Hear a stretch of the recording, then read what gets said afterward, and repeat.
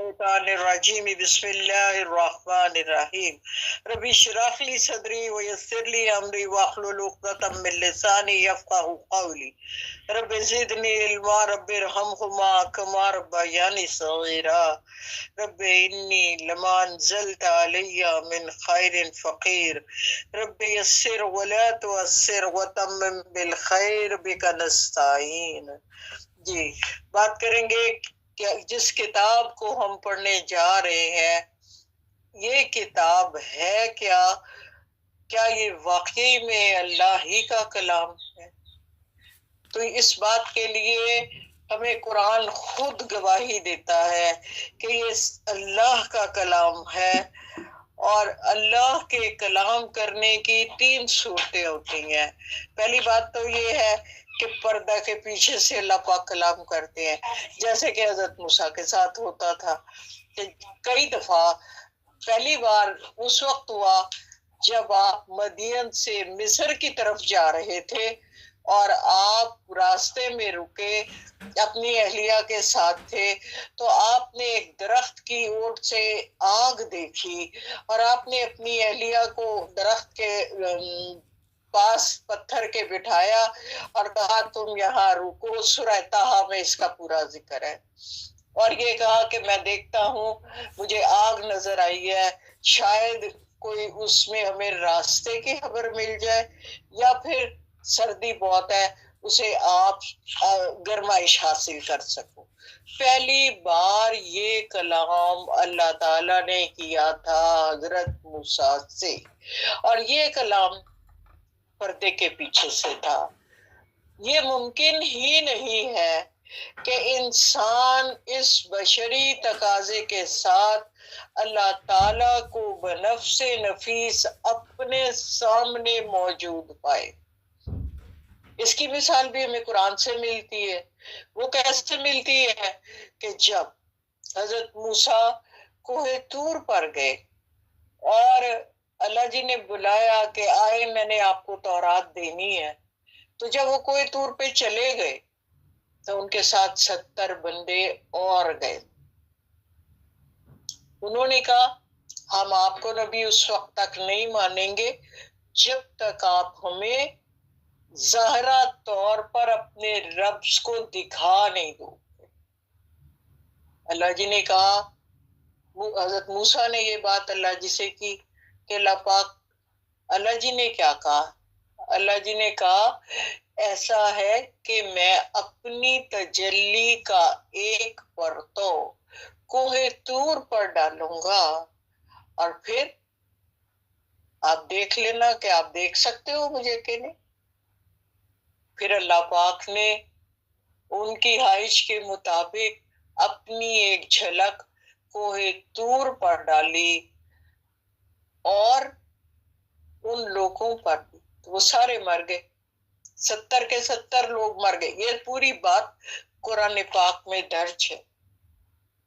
تو پھر حضرت موسیٰ بہت پریشان ہوئے کہ یہ تو سارے مر گئے ہیں، اب میں جب واپس جاؤں گا، بگڑی ہوئی قوم تھی نا، مغصوب قوم ہے اللہ کی یہود، جن پر بڑا غضب نازل ہوا ہے، اور 9 طرح کے انعامات ان کو دے دے کے اللہ جی نے اس کے باوجود یہ ہر دفعہ وعدہ کرتے تھے اور وعدہ خلافی کرتے تھے۔ تو پھر اللہ جی نے کہا کہ تم اب معزول ہو گئے ہو خلافت سے، اب میرا اور نبی آئے گا جو محمد صلی اللہ علیہ وآلہ وسلم ہوں گے، اور وہ قیامت تک کے لیے نبی ہوں گے۔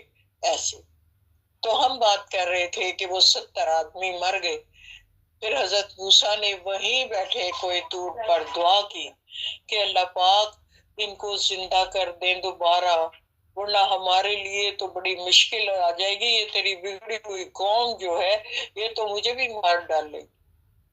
اور اللہ کے حکم سے وہ 70 کے 70 بندے دوبارہ زندہ ہو گئے۔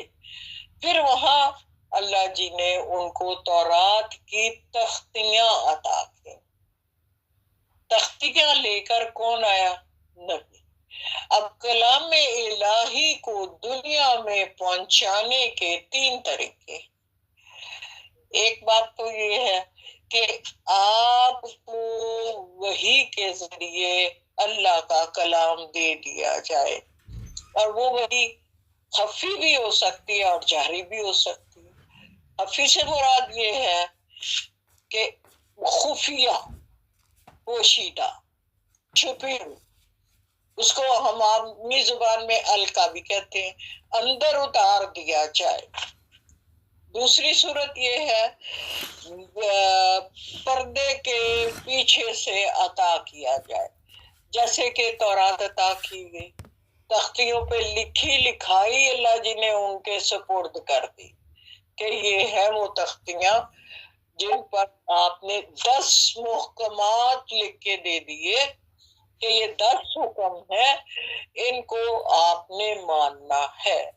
یہ ہے دوسرا طریقہ۔ اور تیسرا طریقہ یہ ہے کہ نبی کوئی جو ہے وہ پیغمبر ہوں، یعنی وہ لے کر آئے وحی، یا ان پر وحی کا نزول ہو، تینوں طریقوں سے۔ تو حضور پر یہ کلام جس کا نام اللہ نے قرآن رکھا ہے، یہ تینوں صورتوں میں نازل ہو، کبھی حجاب میں، کبھی وحی کے نزول میں، اور کبھی وہ تو آپ کو پتہ ہی ہے پیغمبر کی صورت میں کہ پیغمبر نے بات۔ اسی میں ایک اور ضروری چیز آتی ہے، وہ ہے حدیث قدسی۔ وہ کیا ہوتی ہے؟ وہ خفی وحی ہوتی ہے اللہ کی طرف سے، جو اللہ اور اللہ کے نبی کے درمیان بات ہوتی ہے۔ وہ نبی ہمیں بتاتے ہیں کہ اللہ یہ کہہ رہا ہے، تو اس کو کہتے ہیں حدیث قدسی۔ اس کا مطلب کیا ہوا کہ حدیث قدسی بھی بتا تو رہے ہیں اللہ کے حبیب، لیکن بات اللہ کی بتا رہے ہیں کہ اللہ یہ کہہ رہا ہے، اللہ یہ کہہ رہا ہے، ایسے کہہ کے تو حدیث قدسی بیان کی جاتی ہے۔ ضروری بات اگلی کیا ہے کہ اللہ پاک نے جب قرآن پاک کا نزول جو ہے، ہمیں اس بات کا یقین اور تسلی ہونی چاہیے کہ ہم جس کتاب کو پڑھنے جا رہے ہیں وہ کتاب واقعی میں اللہ کی بھیجی ہوئی کتاب ہے۔ ہم نے اسی لیے اس کو چنا ہے پڑھنے کے لیے۔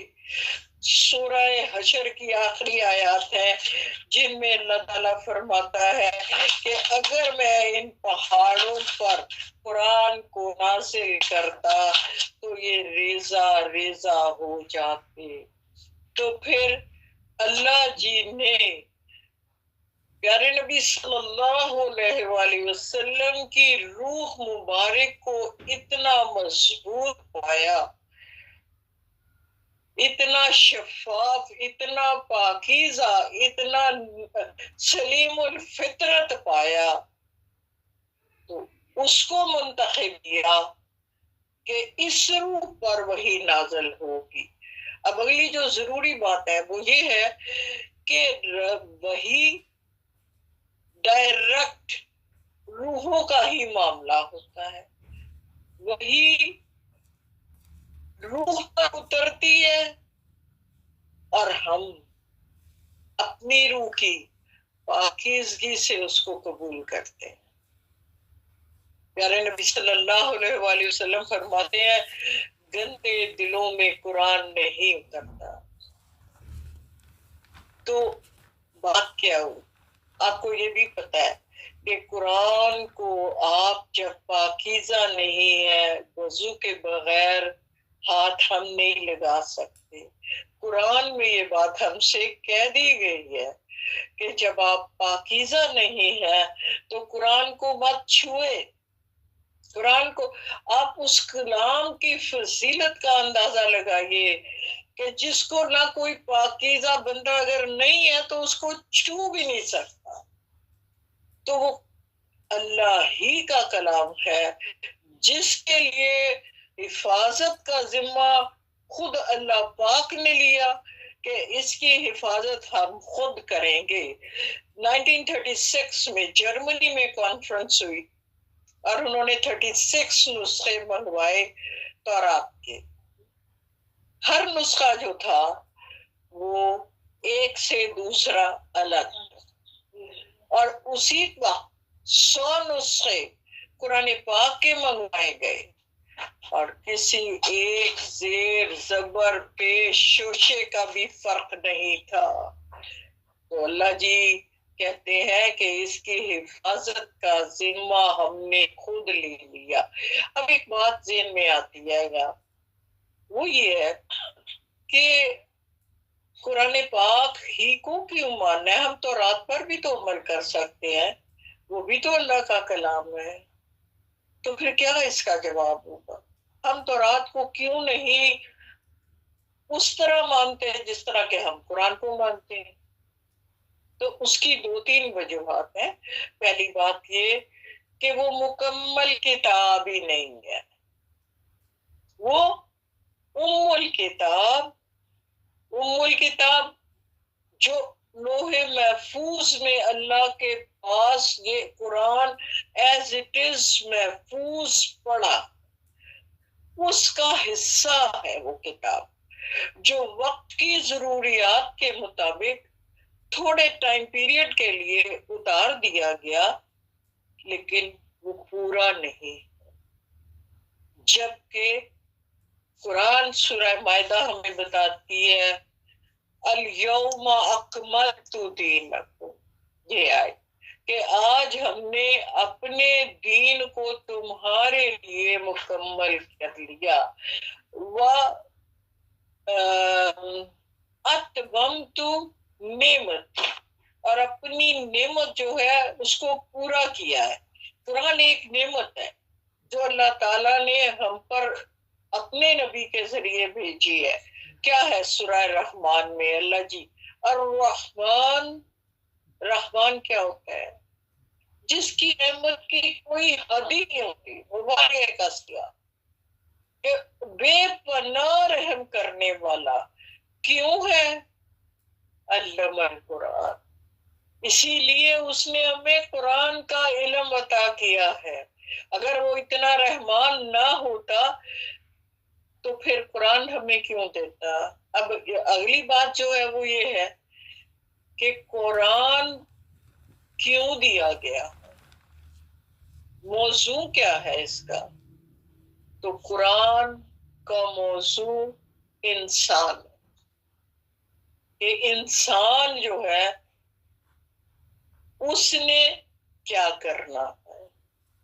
تو اگلی بات جو قرآن نے خود ہمیں بتائی کہ وہ یہ ہے کہ قرآن نور ہے جو آپ کو ظلمات تاریکیوں سے نکال کر روشنیوں کی طرف لے جاتا ہے.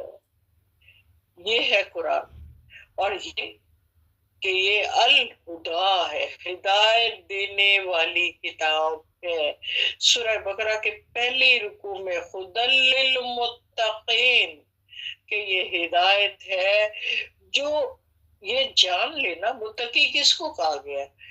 کہ جس کو اپنی حیثیت کا ادراک ہو جائے کہ میں اللہ کی بہترین مخلوق ہوں، احسن الخالقین ہوں، مجھے اللہ جی نے بنا کے پھر میرے جیسی کوئی اور مخلوق نہیں پیدا کی، مجھے ایسی صلاحیتیں دے دی کہ میں فرشتوں سے افضل ہو گیا، مجھے فرشتوں سے سجدہ کروا دیا. چھوٹی بات نہیں ہے. وہ پاکیزہ وجود، فرشتوں کا وجود پاکیزہ وجود ہے. اللہ نے ہمیں اس سے بڑھ کے مقام دے دیا. اللہ نے ہمیں یہ کہہ دیا کہ فرشتے بھی تم کو سجدہ کریں گے اگر تم قرآن سے جڑ جاؤ گے، اگر تم میری بتائی ہوئی ہدایات عمل کرو گے، اگر تم قرآن کی باتوں سے فائدہ لو گے، اگر تم قرآن سے چمٹ جاؤ گے تو پھر تم علم والے بن جاؤ گے، تم قرآن والے بن جاؤ گے۔ جب تم قرآن والے بن جاؤ گے تو علم کے ذریعے تم مسجود ملائک ہو جاؤ گے۔ آپ کو پتا ہے پیارے نبی صلی اللہ علیہ وآلہ وسلم پر جب وحی کا نزول ہوا تو اس وقت جبریل امی نے ایک ہی بات کی، انہوں نے کہا اقرا، پڑھ۔ اللہ کے حبیب نے نہیں پڑھا، یعنی سورت کی صرف پہلی آیت خالی اقرا، پڑھو نا، ایسے جیسے ہم کہتے ہیں۔ تو اللہ کے حبیب ڈرے بھی ہوئے تھے، اور دوسری بات وہ پڑھنا چاہتے نہیں تھے۔ علماء اس کی تفسیر بتاتے ہوئے لکھتے ہیں کہ انہوں نے اس لیے نہیں پڑھا کہ صرف پڑھا کیا تھا، صرف پڑھ نہیں، جب جبریل امین نے دوسری دفعہ بھی کہا کہ اقرا، پڑھیے، تو آپ نہیں بولے۔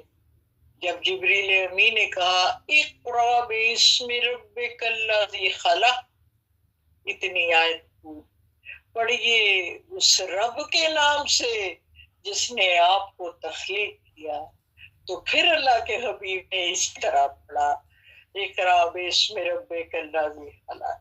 تو بات ہمیں کیا سمجھ آئی کہ وہ جو ہے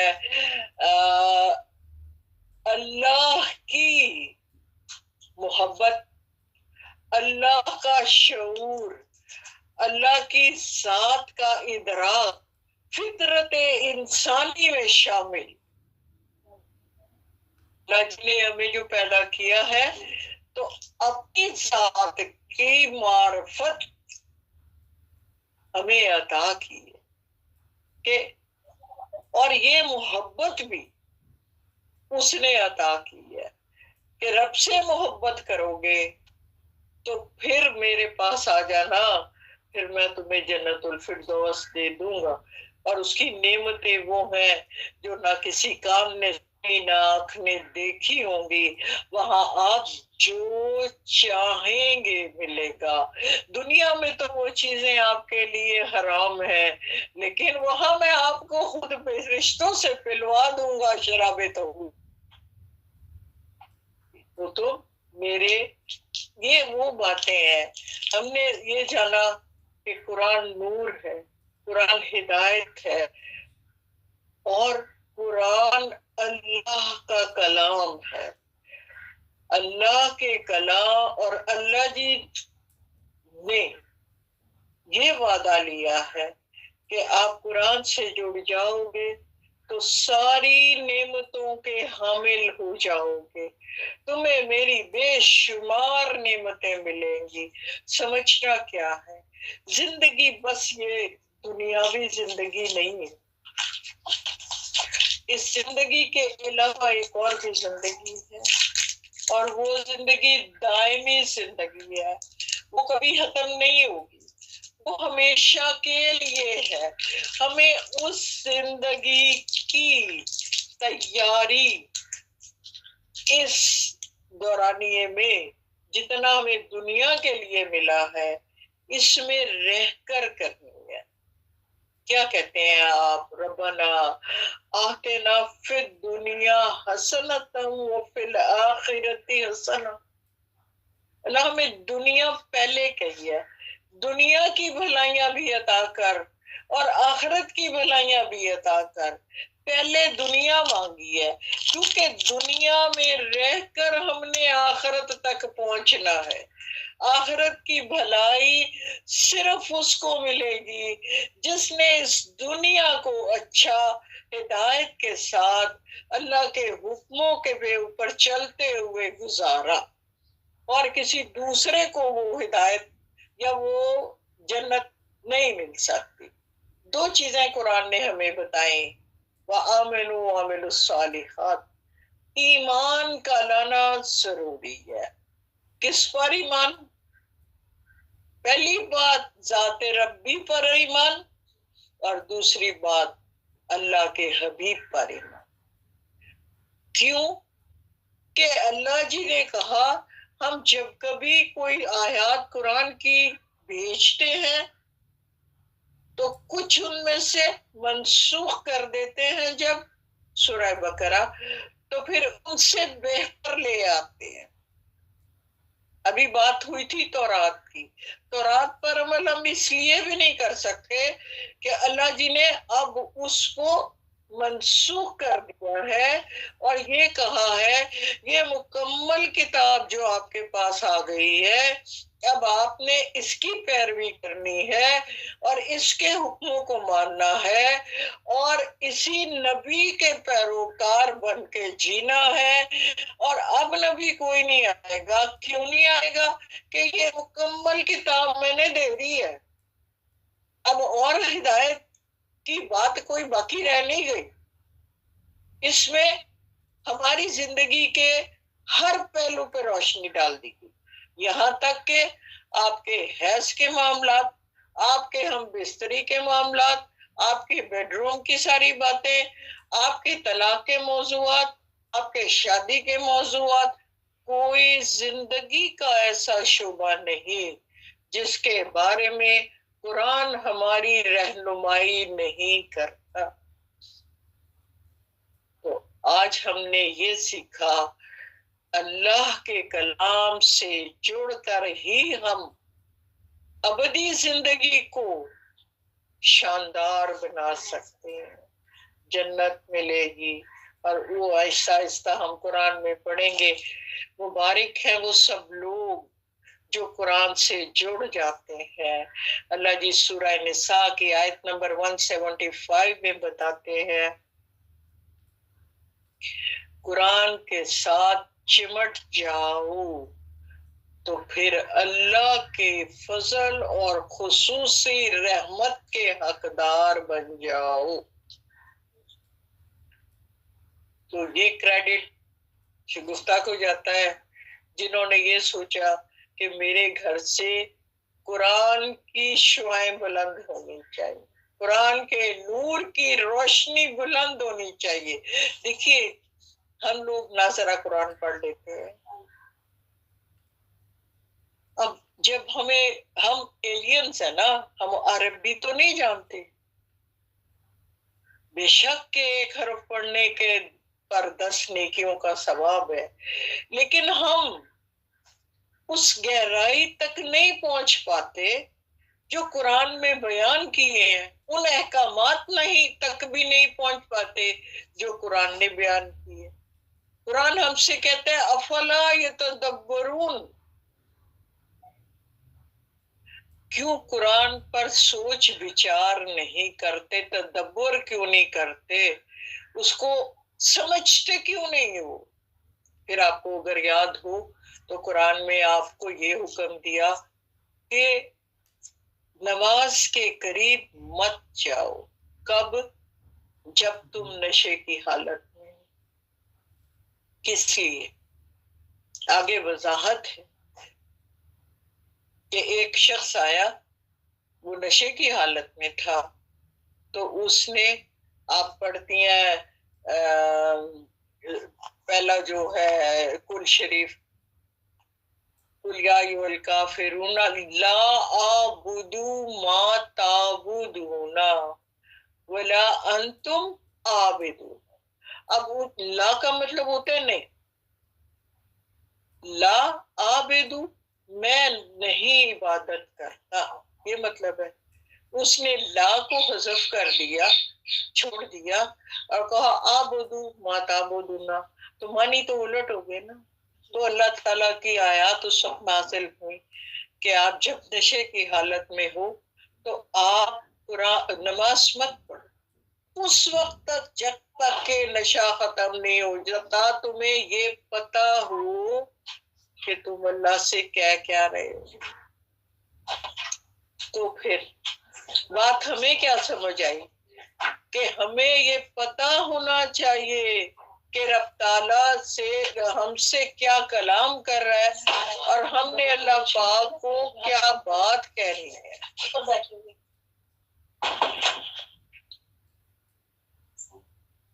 بات ہم یہ کر رہے تھے کہ قرآن کو ترجمے اور تفسیر کے ساتھ پڑھنا کیوں ضروری ہے۔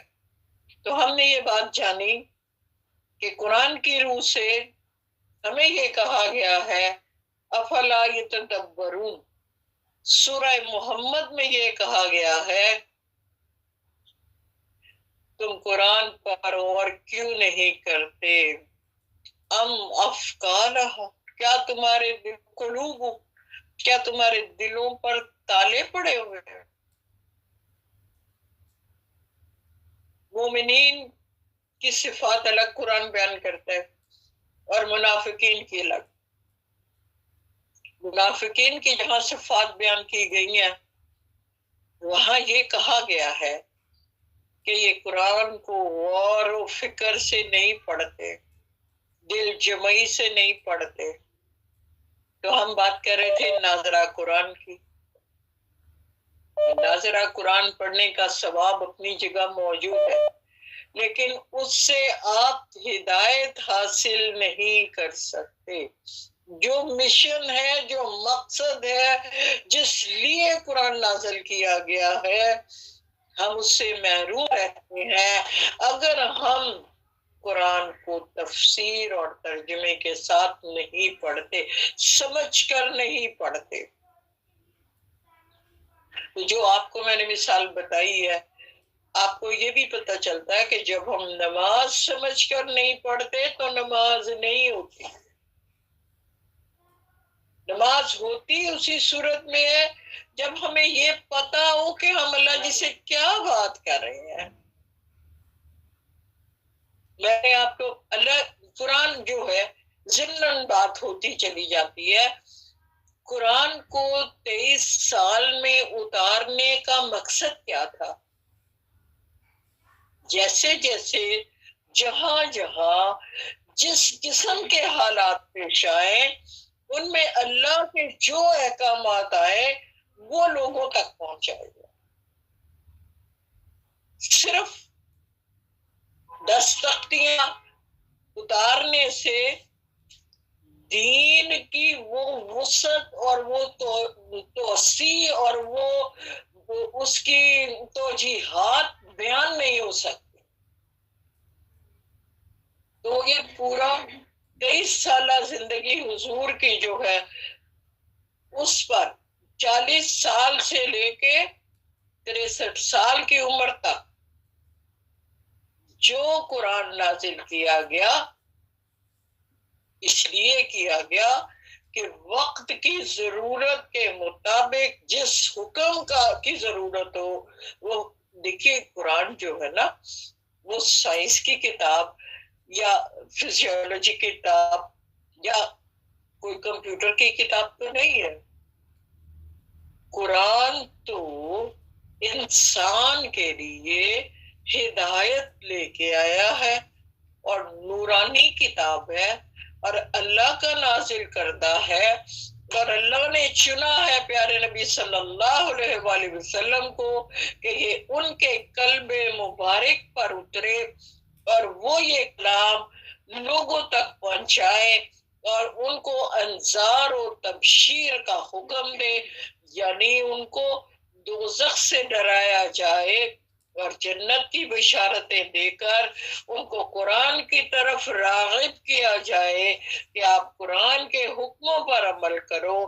اور ساتھ ہی اللہ جی نے یہ بھی کہہ دیا جو قرآن کو نہیں مانتے تو پھر وہ اللہ کے غضب کو جھیلنے کے لیے تیار ہو جائے۔ یہ کہا قرآن کو اور صاحب قرآن کو بھی جہاں قرآن کا ذکر آیا ہے وہی رسول اللہ صلی اللہ علیہ وآلہ وسلم کا بھی ذکر آیا ہے۔ یہ تھوڑی تفسیر اس لیے کی کہ اس کلام کی محبت اللہ ہمارے دل میں ڈال دے، یہ اس کی اہمیت کا ہمیں اندازہ ہو کہ اقبال نے کیا کہا تھا، گر تمہیں ہاہی مسلمہ زیستن نیست ممکن بجز قرآن زیستن، اگر تو زمانے میں مسلمان ہو کے زندہ رہنا چاہتا ہے تو قرآن کے بغیر یہ ممکن نہیں ہے۔ اور یہ بینگ مسلم ہم سب کو پتا ہے کہ اگر ہم قرآن سے نہیں جڑے ہوئے تو ہمیں راستہ ہی نہیں دکھائی دیتا. اصل بات تو یہ ہے. اور آج انگریز یہ کہہ رہا ہے کہ ہم جو یہ ترقی کر رہے ہیں یہ ساری ترقیاں ہم نے اسلامی علوم اور اسلامی علوم کے خزانوں سے لی.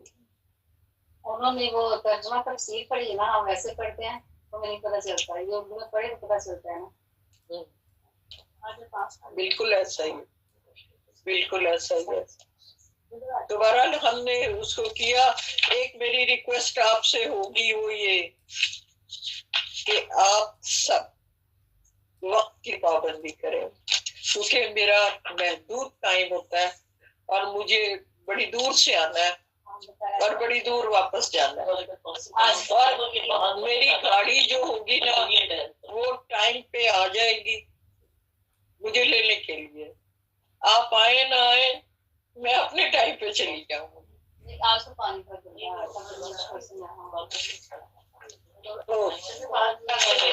اللہ کرے کہ ہمیں نہیں وہ ہو جاتا ہے. میں صرف ایک اپنی بتا رہی ہوں کہ لوگوں کو کئی دفعہ اس بات پہ اعتراض ہوتا ہے کہ باجی ٹائم کی بڑی پابند ہے، لیکن میرے خیال میں وہ ہمارے فائدے کی بات ہے. ٹائم کا پابند ہونا ہم سب کا وہ 1 گھنٹہ جو ہے ہم اس میں خیانت نہیں کر سکتے. آپ نے ابھی سے یہ دل کو مضبوط کر کے یہ میرا 1 گھنٹہ میرے رب کے ساتھ ہے، میری راہ میں جو بھی آئے کام میں نے اس کو چھوڑ دینا ہے، میں نے اس کی طرف نہیں جانا. یہ ہفتے میں 1 گھنٹہ میرا اللہ کے ساتھ ہے. کتنا بھی ضروری کام ہوگا میں کل کر لوں گی، میں آ کے کر لوں گی، میں پہلے کر لوں گی، میں شام کو کر لوں گی اس کو اس طرح. میں اگر ہم یہ نہیں کرتے تو ہم نہیں کر سکتے. اللہ جی نے دنیا اسی طرح کی بنائی ہے. کوئی ادھر سے بازو کھینچ رہا ہے، کوئی بچہ ٹانگ کھینچ رہا ہے، کوئی بڑا کہہ رہا ہے ابھی دے جا، نہیں اما یہ وہ کام بھی ہے. تو ہمیں خود نکلنا، ہم سمجھتے ہیں ہم نہیں ہوں گے تو کام نہیں ہوں گے. ایسا نہیں ہوتا. دنیا چل رہی ہے، ہمارے ماں باپ چلے گئے ہیں، دنیا چل رہی ہے اور اللہ خود چلاتا ہے، اللہ خود چلاتا ہے. تو الحمدللہ ہم نے بیس جو ہے وہ دیکھی کہ قرآن کا پڑھنا ہمارے لیے تفسیر اور ترجمے کے ساتھ کیوں ضروری ہے. اور ایک بات جو ہم نے ذہن نشین کی وہ یہ کی کہ قرآن کلام الہی ہے اور اللہ سے جڑنے کا بہترین ذریعہ قرآن ہے. وَاعْتَصِمُوا بِحَبْلِ اللَّهِ جَمِيعًا وَلَا تَفَرَّقُوا. آپ قرآن آل عمران کی سورت کی رسی کو مضبوطی سے تھام لو اور اختلافات میں نہ پڑو. یہی ہمارا موٹو، یہی ہمارا مشن ہے. کوئی آپ اہل حدیث ہیں کوئی فرق نہیں پڑنا، آپ جو بھی ہیں، آپ شیعہ ہیں، آپ سنی ہیں، آپ اہل حدیث ہیں، آپ بریلوی ہیں، آپ اور جو ہم نے صرف قرآن کو پڑھا. اس لیے یہ ذہن سے نکال دیجئے گا کہ میں فلانے فرقے کو پروموٹ کر رہی ہوں، میں کوئی الخدا کی نمائندہ ہوں، یا میں کوئی کچھ اور کچھ نہیں سوائے قرآن اور رب کی بس. اور ہمیں وہی کرنا ہے اللہ کے حکم کے مطابق. ہمیں کوئی ایک چیز پکڑ کے اس کو انتہا پہ پہنچا کے کوئی فرقہ نہیں بنانا. ہمیں صرف مسلمان بننا ہے جو اللہ کا حکم ہے، اور اس سے آگے جو آپ کا جی جہاں مطمئن ہوتا ہے وہ کیجئے، وہ آپ کا اپنا فیل ہے. وہ اللہ کو پسند ہے جو قرآن کہہ رہا ہے اس کے بارے میں ہم وہ وضاحت دیں گے. باقی آپ کا معاشرہ، آپ کا سماجی شلکا اگر آپ کو یہ کہتا ہے کہ قبروں پہ جانا ہے تو آپ جائیں، وہ آپ کی مرضی ہے. ہم اللہ کے حبیب کو کیا کہا تھا؟ آپ سے سوال نہیں کیا جائے گا کہ اس بندے کو ایمان کیوں نہیں لیا, یہ ایمان پہ کیوں نہیں آیا. آپ کا کام صرف پہنچا دینا ہے. اور ہمیں بھی حکم اللہ کی طرف سے یہی ہے کہ دین کو سمجھو, پڑھو اور دوسروں تک پہنچا دو. ہدایت دینا نہ دینا اس رب کا, وہ خود ہی دے گا. جس کو ہے اس کی سمجھ آ جائے گی اس کو خود ہی ہدایت آ جائے گی. اب آ جائیے آج کا جو ہمارا سبق تھا مین, وہ تھا سورہ فاتحہ. لیکن میرے خیال میں جو رکھتے آپ نے سنا وہ زیادہ ضروری تھا کہ ہمارے دل میں یہ احساس رہے کہ ہم کون سی کتاب پڑھنے جا رہے ہیں اور اس کی امپورٹنس ہے کیا, ہماری زندگی میں اس کا کردار کیا ہے, اور ہم نے اس کو کیوں پکڑنا ہے ابدی زندگی کی اصلاح کے لیے. وہاں تو ہم عمل کوئی نہیں کر سکتے نا, موت کے بعد تو عمل کا دروازہ ختم ہے. پھر ہم محتاج ہیں اپنے بچوں کے یا کسی اور رشتے کے کہ وہ کوئی عمل کر کے ہمیں بھیجیں گے تو ہمیں ثواب مل جائے گا. لیکن ہم کیوں اس زندگی میں ہی اپنے لیے سامان پیدا نہ کریں. تو ہم قرآن سے خود جڑے اور اللہ جی سے خود مانگے اپنے لیے کہ اللہ پاک ہمیں ہدایت کا راستہ عطا فرما. اب آ جائیے سورہ الفاتحہ. باجی جان میری عرض سنیں تھوڑی سی, شروع کرنے لگے ہیں. یہ ویسے ہی اس کی امپورٹنس بہت ہے. باجی جان نماز کی ہر رکعت میں آپ کو سورہ فاتحہ پڑھنی ہے. کہ جب کتاب کھولتے ہیں نا تو اس سے پہلے بھی بادشاہ لکھا ہوا ہوتا ہے. یہ سورہ الفاتحہ وہ دی بادشاہ ہے قرآن کا. جب ہم نے یہ پڑھی تو اللہ پاک نے ہمیں قرآن عطا کر دیا پورا. نہیں آپ کوشش کریں گی تو انشاءاللہ یاد بھی ہوگا. اور سامنے درد رہتا نا تو نہیں یاد ہوتا, بڑی کوشش کرتی ہوں. نہیں یہ تو ہم کہہ ہی نہیں سکتے. جب اللہ کا حکم ہے یسرنا القرآن, قرآن کو تمہارے لیے آسان کر دیا میں نے, تو آپ نے کوشش کرنی ہے. اور نہیں بھی یاد ہوتا تو اللہ نے وہ یہ نہیں دیکھنا آپ نے کو یاد ہوا تھا کہ نہیں, اللہ نے آپ کی کوشش دیکھنی ہے. لیس الانسان الا ما سعی, کہ آپ نے کتنا وقت قرآن سے گزارا, کتنا وقت آپ نے کوشش کی ہے کہ مجھے قرآن آ جائے. اللہ جی نے بس یہ دیکھنا ہے. اللہ جی نے یہ نہیں دیکھنا کہ آپ کو کتنا زبانی یاد ہوا ہے یا آپ کو کتنا اس کا علم آپ کے اندر گھس گیا ہے. ایسا نہیں دیکھنا. اللہ پاک نے آپ کی کوشش, ایفرٹ, آپ نے کتنا جہاد کیا قرآن کو سیکھنے کے لیے, اس کے آپ کو درجات ملنے ہیں. ابھی ہم بات کرنے لگے ہیں صرف اس کی, تاکہ اگلی کلاس میں یہ ٹائم تھوڑا سا ہمارا بچ جائے کہ سورہ فاتحہ کے نام کیا کیا ہیں. تو سورہ فاتحہ سب سے پہلے ام القرآن, دوسری بات اساس, جڑ, بنیاد, اساس القرآن. تیسرا فاتحہ کا مطلب ہوتا ہے کھولنا. تو کھولتے ہی جو چیز سامنے آئے گی یا اس کی امپورٹنس اس میں درج کر دی جاتی ہے دیباچے میں, یہ وہ. تین الکافیہ, کفایت کرنے والی. نمبر 4 الشافیہ, شفاعت کرنے والی. نمبر 5 سبا المثانی. قرآن پاک میں سورہ ہجر 14ویں پارے میں اللہ جی کہتے ہیں یہ وہ 7 آیات ہیں جو ہم نے آپ کو دی ہیں دہرائی جانے والی. یہ نام سبا المثانی خود اللہ پاک کا دیا ہوا نام. ایک بار پھر آگے قرآن پاک کو اللہ کے حبیب فرماتے ہیں عظیم قرآن. اس میں ہمیں اللہ جی نے دعا کرنے کا طریقہ سمجھایا ہے. اس میں ہمیں اللہ سے ہم کلام ہونے کے آداب سکھائے گئے ہیں. یہ نماز کا لازم جز ہے. اور پہلی وہ سورت جو مکمل ایک ہی دفعہ نازل ہوئی ہے. اس سے پہلے سورہ علق، ابھی جو میں نے پڑھا اقرا باسم ربک الذی، سورہ قلم اس کی 5 آیات، اس کے بعد سورہ مزمل کی کچھ آیات، پھر سورہ مدثر کی 7 آیات، پھر سورہ فاتحہ پوری کی پوری ایسے نازل ہوئی. پھر سن لے، سورہ علق کی 5 آیات تھی، سورہ قلم کی 7 آیات اتری 2، سورہ مزمل کی 9 آیات اتری 3، اور سورہ مدثر کی 7 آیات اتری. یہ 4 دفعہ وہی اس سے پہلے آئی.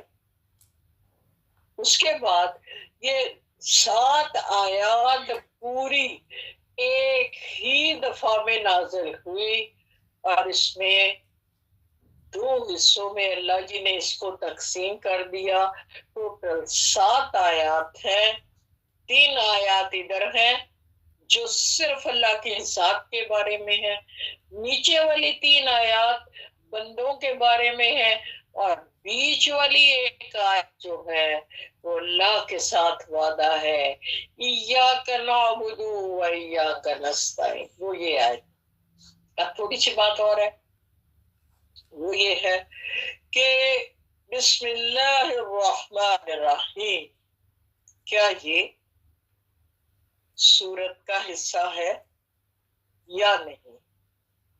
اس میں اختلاف رائے موجود ہے. امام شافعی کہتے ہیں کہ یہ سورت کا حصہ ہے. امام ابو حنیفہ کہتے ہیں کہ یہ سورت کا حصہ نہیں ہے. دونوں بڑے امام ہیں،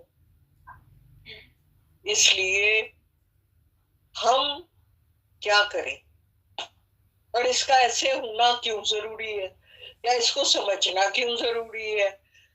اس کا راستہ ایک امام مالک نکالتے ہیں. انہوں نے کہا دیکھیے، جب نماز با جماعت ہوتی ہے تو اس میں پھر جو زور سے پڑھا جاتا ہے اس کو جہر کہتے ہیں. جب امام جہر پڑھے ہیں تو کیا بسم اللہ زور سے پڑھنی چاہیے یا نہیں پڑھنی چاہیے؟ یہاں آ کے ہمیں مشکل آ گئی. ایک امام کہہ رہا ہے کہ زور سے پڑھنی ہے، دوسرا امام کہہ رہا ہے زور سے نہیں پڑھنی، چپ کر کے سنو.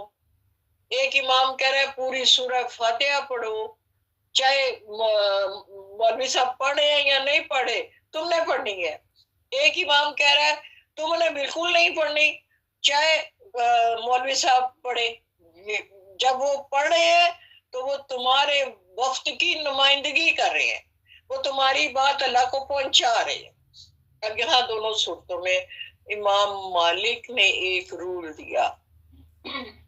2 نمازیں ایسی ہوتی ہیں، ایک ظہر اور ایک عصر، جس میں مولوی صاحبان زور سے قرات نہیں کرتے.